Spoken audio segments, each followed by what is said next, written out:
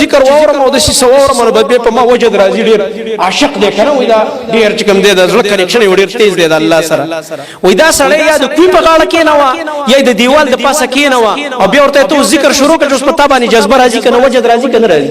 ایره جوړول او په یو आवाज ول که سړی چې ترانه وای یا نظم وای او په کې ورسره اوازونه ایستل او ورسره لوازم ټوپونه وای دی وخت کې او په کې بل بازی غړې وای دی باندې وجد راغله دی باره کې خو سلفم دا ویلي دي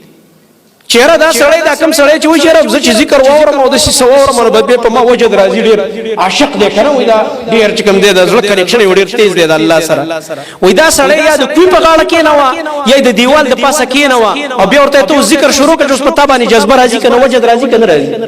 د کوی په غاړه په د وجد نه راځي ځکه ته پته جزلان دی ورځيګم کوی ته به مسو کړو بس